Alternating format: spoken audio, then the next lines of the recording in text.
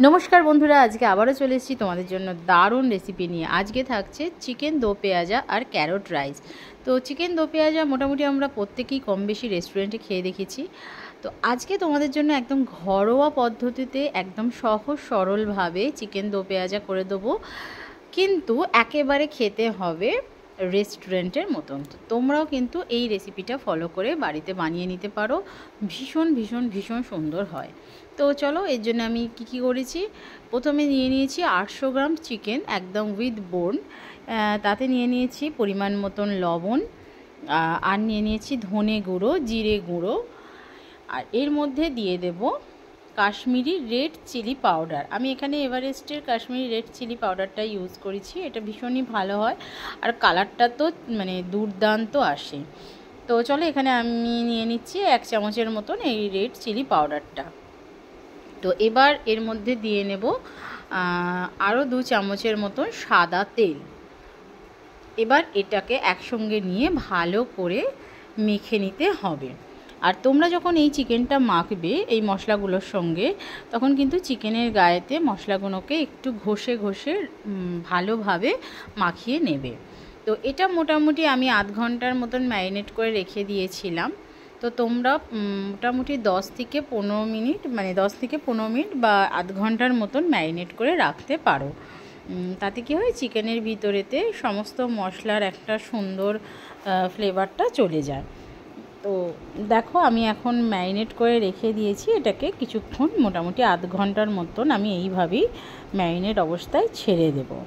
তো যারা আমার চ্যানেলটা দেখতে পাচ্ছ, মানে ভিডিওটা যারা দেখছো, তাদের সবাইকে রিকোয়েস্ট করব যে চ্যানেলটাকে একটু সাবস্ক্রাইব করে রেখে দেবে। আর অবশ্যই তোমাদের যদি ভিডিওটা ভালো লাগে একটা লাইক দিয়ে দিও। আর কমেন্ট বক্সে তোমরা জানাতে পারো যে তোমরা আর কি নতুন নতুন রেসিপি দেখতে চাও। তো চলো, এদিকেতে আমি কড়াইতে সাদা তেল দিয়ে নিয়েছি চিকেনটা ভাজার জন্য। চিকেনগুলোকে তোমরা যেরকম আমরা মাছ ভাজি সেই রকম 2 পিঠ লাল লাল করে ভেজে নিতে হবে।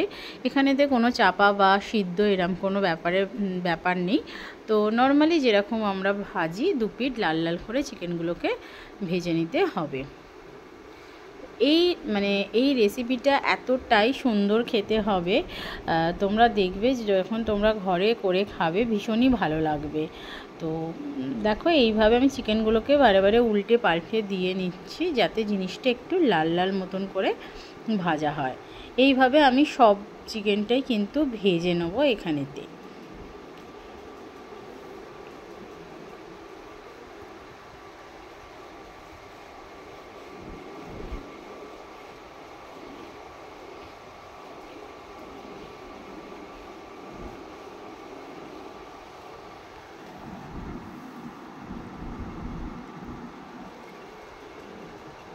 তো চলো, চিকেন ভাজা কমপ্লিট। চিকেনেতে থেকে আমি কিছুটা তেল এখানেতে তুলে রেখে দিয়েছি। চিকেনটা দেখো ভাজা এখানে আছে। চিকেন ভাজার যে তেলটা, এটার মধ্যেই আমি এবার আমার মশলাটা তৈরি করব। এটা দিয়ে দিলাম চিনিটাকে একটুখানি ক্যারামেলাইজড হওয়ার মতন অবস্থায় জিনিসটাকে নিয়ে যেতে হবে। একটু এইভাবে নাড়াচাড়া করে নিতে হবে। এবার এর মধ্যে দিয়ে দেব গোটা গরম মশলা আর তেজপাতা। গোটা গরম মশলাকে একটু আমি থিতো করে নিয়েছি, আর তার সঙ্গে দিয়ে দিয়েছি তেজপাতা। তো এটাকেও একটুখানি নাড়াচাড়া করে নিতে হবে। এবার এর মধ্যে আমি দিয়ে দেব 2টো পেঁয়াজ বাটা। এখানেতে আমি 2টো পেঁয়াজ বাটা দিয়েছি। 800 গ্রাম চিকেন আছে এখানেতে। তোমরা এবার সেই আন্দাজেতে চিকেন যদি তোমরা আন্দাজে বাড়িয়ে দাও, তো পেঁয়াজের সংখ্যাটাও বাড়িয়ে দেবে। তবে কমালে খুব একটা কমানোর প্রয়োজন হয় না, কারণ মোটামুটি 2টো তোমাদের দিতেই হবে পেঁয়াজ। তো এবার এটাকে আমি এই অবস্থায় গ্যাস আস্তে দিয়ে ভালোভাবে কষিয়ে নেব। দেখো, এইভাবে কষিয়ে নিতে হবে। দেখতেই পাচ্ছ একদম একটু একটু করে জিনিসটা থেকে তেল মতন বেরিয়ে আসছে পেঁয়াজের গা থেকে। আর যখন এই মশলাটা করবে তখন কিন্তু গ্যাসটাকে একেবারেই আস্তে রেখে দেবে, নাহলে কিন্তু কড়াইতে যদি মশলা ধরে যায় তাহলে কিন্তু খুবই খারাপ খেতে লাগে।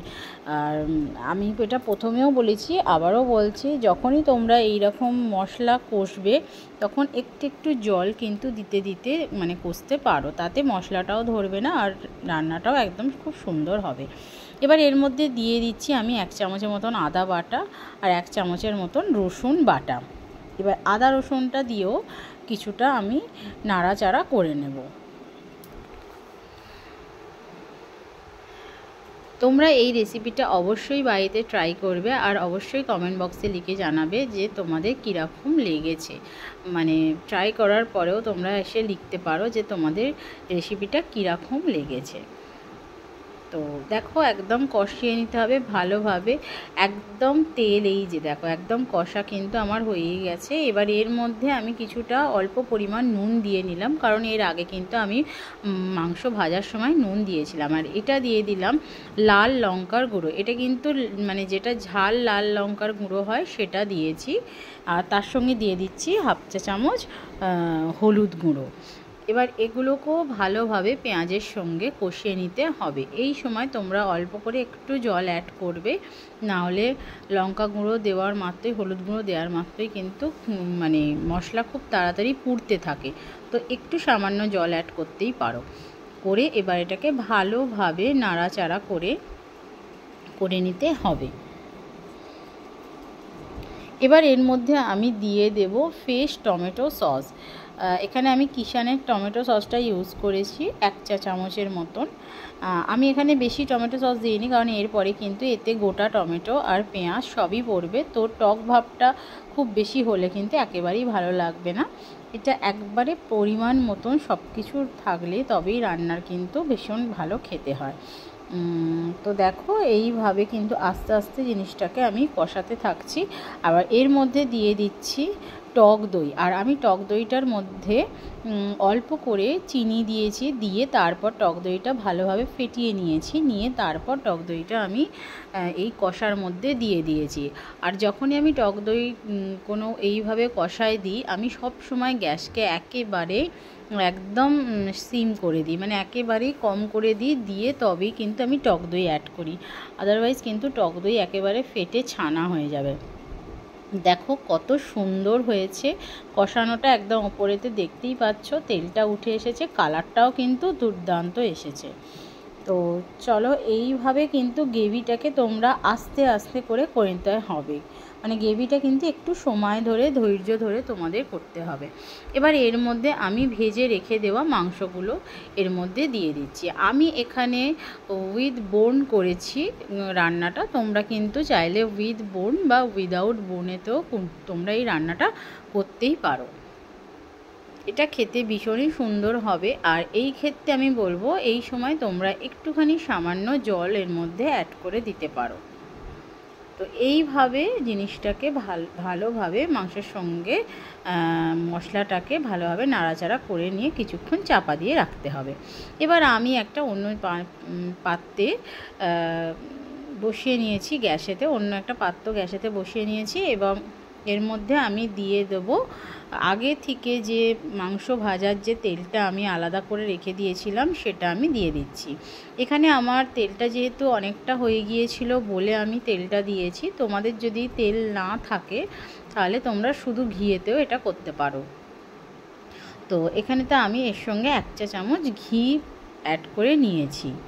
এবার এর মধ্যে আমি ভালোভাবে নাড়াচাড়া করে দিয়ে দেব পেঁয়াজ আর ক্যাপসিকাম কুচিটা। দেখো এইভাবে ডুমো ডুমো করে পেঁয়াজ আর ক্যাপসিকামটা কেটে নিয়ে দিয়ে দেবে। এবার একটু বলি, এই তেলেতে তোমরা গোটা জিরে, সাজিরে আর মৌরি, এগুলো এই তিনটের যে কোনো একটা তোমরা ফোড়নের মতন দিয়েও কিন্তু এই ভেজিটেবলসগুলো দিতে পারো, বাট আমি শুধু কোনো রকম কিছু ফোড়ন না দিয়ে শুধু ভেজিটেবলসগুলোই দিয়েছি, এটা আমাদের বেশি খেতে ভালো লাগে। আর এর মধ্যে দিয়ে দিলাম এইভাবে কেটে রাখা টমেটো আর 2টো কাঁচা লঙ্কা। তো তো এটা কিন্তু কোনো চাপা দেওয়ার দরকার নেই, এটাকে কোনো রকম কিছু মানে যে সিদ্ধ হবে এরম ব্যাপার নেই, এটা জাস্ট ওই তেলেতে যেরকম নেড়ে নিতে হয় একটু নেড়ে নেওয়া। আর এর মধ্যে একটু সামান্য স্বাদের জন্য আমি জাস্ট নুন একটু ছড়িয়ে দিচ্ছি যাতে স্বাদেতে খেতে জিনিসটা ভালো লাগে। তো এইভাবে নাড়াচাড়া করে নিতে হবে। দেখতেই পাচ্ছ সবজিগুলো কিন্তু সবই কিন্তু এই একদম সুন্দরভাবে গোটা গোটা আছে, শুধু জাস্ট একটু ভাজা ভাজা করে নেওয়া, মানে এটা একেবারেই গলে যাবে এই রকম ব্যাপার কিন্তু কিছুই নেই। তো চাপা দেওয়ারও কোনো রকমই দরকার নেই। তো চলো এটা করা থাক, এখানে আমি গ্যাস অফ করে এটা রইলো থাক। এবার চলো দেখি মাংসের কি কন্ডিশন। দেখো এখানে মাংসও কিন্তু একদম কষে গেছে, একদম তেল বেরিয়ে এসেছে। এবার মাংসটাকে আমি আবারও একটু এইভাবে নেড়ে চেড়ে নিচ্ছি। এই সময় কিন্তু তোমরা একটুখানি জল অ্যাড করতে পারো, কারণ মশলাটা নালে কিন্তু ধরে যাওয়ার ভীষণই ভয় থাকে। তো চলো এবারে এর মধ্যে যেটা করব, ভেজে রাখা এই ভেজিটেবলসগুলো আমি এর মধ্যে দিয়ে দেবো। ভেজে রাখা এই ভেজিটেবলসগুলো এর মধ্যে দিয়ে নিয়ে আবারও কিছুক্ষণ আমি নাড়াচাড়া করব।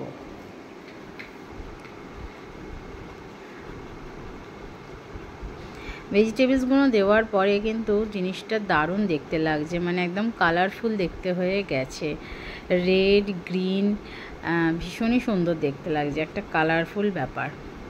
তো দেখো আমি এখানে একটু জল অ্যাড করেছি, নালে কিন্তু একদম মশলাটা ধরে যাওয়ার ভয় থাকবে। আমি বারে বারেই বলছি এটা, তোমরা এই ভুলটা কিন্তু একেবারে করবে না, মশলা যেন না কোনোভাবেই ধরে যায়, তাহলে কিন্তু টেস্ট মোটেই ভালো হবে না।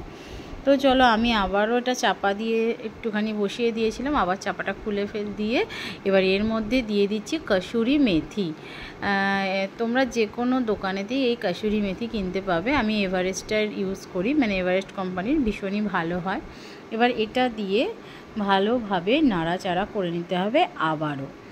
রান্নাটা ভীষণ সহজ, মানে তোমরা দেখে বুঝতেই পারছো এমন কিছুই নয়, ভীষণই সহজ। শুধু এর যে মশলাটা যখন তৈরি করবে একটু ধৈর্য ধরে আস্তে আস্তে করবে, সেটাও এমন কিছুই শক্ত ব্যাপার হবে না। এমন কোনো অজানা বা কোনো অপরিচিত কোনো মশলা নেই যে যেটা তোমরা পাবে না, সবই ঘরেতে আছে, ঘরেতে পেয়ে যাবে। তো সেরকমই জিনিস দিয়ে একদম ঘরোয়াভাবে তৈরি করে তোমাদের দেখানো হচ্ছে চিকেন দো পেঁয়াজা। তো আশা করব তোমরা ঘরে করলেও তোমাদেরও খুব ভালো হবে। তো চলো এবারে আমি যেটা করব, মাংস তো আমার ওদিকে কমপ্লিট, এবারে এখানেতে যেটা করছি, এখানে আমি বাসমতি চাল মোটামুটি 1 ঘন্টার মতন ভিজিয়ে নিয়েছিলাম ক্যারট রাইস করার জন্য। এবার এখানেতে আমি জল গরম বসিয়ে দিয়েছি, জল গরমেতে আমি কিছুটা নুন দিয়ে নেব, যাতে না আমাকে ভাতে আলাদা করে নুন দিতে হয়। তো এর মধ্যে আমি নুন দিয়ে নিচ্ছি, জলেতে ভালোভাবে একটু ফুট এসে গেলে এর মধ্যে আমি চালগুলো দিতে থাকবো। এখানে জল গরম হয়ে গেছে, আমি চালগুলো দিয়ে নিচ্ছি ভাত করার জন্য। তোমরা কিন্তু এটা খুবই খেয়াল রাখবে যে রাইসের চাল কিন্তু একেবারেই মানে একেবারে গলা গলা হলে কিন্তু ভালো লাগে না, মানে খুব বেশি নরম হয়ে গেলে কিন্তু একেবারেই ভালো লাগে না, একটু ঝড়ো ঝড়ো থাকবে সেরকম। দেখো এইভাবে দেখেছো কতটা ঝড়ো ঝড়ো হয়েছে, এরকম ঝড়ো ঝড়ো কিন্তু হবে। এখানে আমার ভাতও রেডি। এবার আমি এখানেতে ঘি দিয়ে নিচ্ছি, আমি এখানে 1 চামচ ঘি দিয়েছি, তারপরে পুরো রান্নাটাই আমি ম্যাক্সিমাম তেলেতে করেছি। তো তোমাদের বলবো যে তোমরা যদি এক্ষেত্রে এখন যদি ঘিটা না দিয়ে শুধু তেলে করতে চাও, তাহলে প্রথমে শুধু তেল দিয়ে নেবে, ঘিটা দেবে না। কিন্তু ঘি কিন্তু এই রান্নাটায় দিতে হবে, নাহলে টেস্টটা সেইভাবে আসবে না। আর কেউ যদি মনে করো যে একদিনের ব্যাপার আছে, একটু ভালোভাবে খেয়েই থাকি, তো সেক্ষেত্রে বলবো শুধু ঘি দিয়েই করো, সেখানে তেলের কোনো প্রয়োজন হবে না, তাহলে তো আরোই বেটার লাগবে টেস্টটা। তো এবার এর মধ্যে আমি দিয়ে নিচ্ছি গোটা সব রকমের গরম মশলা। তো গোটা গরম মশলা আমি এখানে দিয়ে দিচ্ছি, এখানে তেজপাতা, এলাচ, লবঙ্গ সব কিছু দিয়ে দিয়েছি, দিয়ে একটু জাস্ট নাড়াচাড়া করে নেব। এটা একটু ভাজা ভাজা হয়ে একটা খুব সুন্দর মশলার বাস আসলে তার মধ্যে আমি কুচি করে রেখে দেওয়া এই ক্যারটটা দিয়ে দেব। এটা কিন্তু আমি সিদ্ধ করিনি, একদম মানে কাঁচা অবস্থাতেই আমি এটাকে ভালোভাবে এইভাবে কুচি করে নিয়েছি, নিয়ে এর মধ্যে দিয়ে দিয়েছি। তো এটাকেও একটুখানি গ্যাস কম দিয়ে আস্তে আস্তে এটাকে ভাজতে হবে। বাচ্চারা, অনেক বাড়িরই বাচ্চারা ভেজিটেবলস খায় না, তো সেক্ষেত্রে আমরা যদি এইভাবে ওদের রাইসের মধ্যে একটু ক্যারট দিয়ে দিতে পারি, বা যেরকম চিকেনেতে ক্যাপসিকাম ইউজ করেছি, তো এগুলো দিলে ওদের কিন্তু ভেজিটেবলসটাও খাওয়া হয়ে যায়। তো ক্যারটটা আমাদেরও বাড়িতে, আমাদের বাচ্চারা কেউ শুধু খায় না, বাট এইভাবে করে দিলে ওরা কিন্তু ভীষণ মজা করে খায়। এবার এর মধ্যে সামান্য আমি আরেকটু নুন দিয়ে নিলাম ক্যারটটা ভাজার সময়। তো দেখো, আর এর মধ্যে যখন রাইসটা দেয়া হবে না, একদম অরেঞ্জ মানে অরেঞ্জের সঙ্গে একদম হোয়াইট কালার, ভীষণ সুন্দর দেখতে লাগে। এবার আমি এর মধ্যে দিয়ে দেব কাজু বাদাম কুচি। আমি এখানে কিশমিশ ইউজ করিনি, তোমরা যদি মনে করো তোমরা কিন্তু কিশমিশটা ইউজ করতে পারো, বাট সেটা এখন নয়, একদম শেষের দিকে তোমরা দেবে। একদম তেলেতে কিশমিশ দিয়ে দিলে কিন্তু পুড়ে যাওয়ার একটা ভয় থাকে। এবার এর মধ্যে আমি চালগুলো দিয়ে দিচ্ছি, ভাতটা দিয়ে দিচ্ছি। আমি এর মধ্যে একদম ভাতটা দিয়ে দিচ্ছি। এবার এটাকে একটু নাড়তে হবে।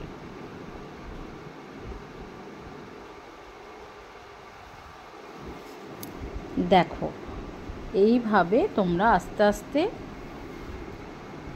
নাড়তে থাকবে আর ভাতটা দিতে থাকবে।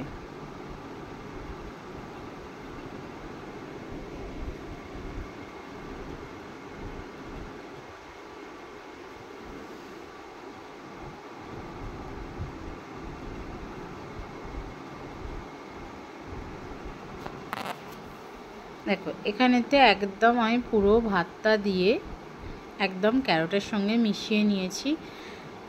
তোমাদের বলেইছিলাম যে যখনই সাদা চালের ভাতের সঙ্গে ক্যারটটা মিশবে তখন কিন্তু খুব সুন্দর দেখতে লাগবে, ভীষণই সুন্দর দেখতে লাগছে। এবার এর মধ্যে আমি কিছুটা চিনি দিয়ে দিচ্ছি। যেহেতু ক্যারট রাইস, তো একটু তো মিষ্টি মিষ্টি হবেই, তো চিনিটা তোমরা তোমাদের আন্দাজ মতন দেবে। খুব বেশি খেতে চাইলে খুব বেশি দেবে, কম খেতে চাইলে কম দেবে, কোনো ব্যাপার নয়, এটা তোমরা তোমাদের আন্দাজ মতন দেবে। এইভাবে আমি আবারও জিনিসটাকে ভালোভাবে মিশিয়ে নেব, এপিট ওপিট করে একটু ভালোভাবে জিনিসটাকে মিশিয়ে নিয়ে ভেজেও নিতে হবে। মানে এতে কি হবে, একদম পুরো সব ভাতের মধ্যে কিন্তু একদম ঘিটা মিশে যাবে। এবার দেখো, আমি আরেকটা অন্য পাত্রে একটু ভাতেতে সামান্য হলুদ কালার মিশিয়ে রেখে দিয়েছি। এটা জাস্ট আমি এই ভাতের ওপরেতে দিয়ে দেব। এতে কি হবে, ভাতটা কিন্তু মানে হলুদ আর সাদার একটা মিক্সডে জিনিসটা কিন্তু দারুণ লাগবে। যেহেতু ক্যারটটা আছে অরেঞ্জ কালারের, আর তার সঙ্গে এইরকম ইয়েলো কালারের সঙ্গে হোয়াইট কালার, এটা মিক্সড হয়ে থাকলে কিন্তু যখন সার্ভ করা হবে খুব সুন্দর দেখতে লাগবে। তো এটাকে আমি কিছুক্ষণ দমে দিয়ে রেখে দেবো, বেশিক্ষণ নয়, জাস্ট কিছুক্ষণ। তো দেখো, আমার দমটা কিন্তু দেওয়া হয়ে গেছে। এবার দেখো, এটা একদম রেডি, খুব সুন্দরভাবে জিনিসটা কিন্তু তৈরি হয়ে গেছে। এবার এর ওপরে থেকে আমি আরেকটু এলাচকে একটু থিতো করে দিয়ে দিয়েছি, যাতে খেতে আরও সুন্দর লাগে। তো আমার রাইসটাও কিন্তু কমপ্লিট, আমার ক্যারট রাইসও কমপ্লিট। দেখতেই পাচ্ছ কতটা ঝড়ো ঝড়ো হয়েছে, একবারে ঝুরঝুরে হয়েছে। তো এইভাবে তোমরাও ঘরে করবে, ভীষণ ভালো লাগবে। তোমরা যদি এতে মনে করো একটু জায়ফল গুঁড়ো দেবে, তাও কিন্তু তোমরা শেষেতে দিতে পারো, সেটাও কিন্তু এর টেস্টটাকে আরও দ্বিগুণ বাড়িয়ে দেবে। তো দেখো, একদম ঝড়ো ঝড়ো জিনিসটা হয়েছে। তো রাইস কিন্তু আমার একদম রেডি। তো চলো, আমার ওখানেতে মাংসও রেডি, রাইসও রেডি। তো চলো এবার সার্ভ করে ফেলি। দেখো, একদম আমি এখানেতে আলাদা করে জিনিসটাকে একদম সাজিয়ে নিয়েছি। এখানে স্যালাড নিয়েছি, চিকেন দো পেঁয়াজা আছে, আর তার সঙ্গে আছে ক্যারট রাইস।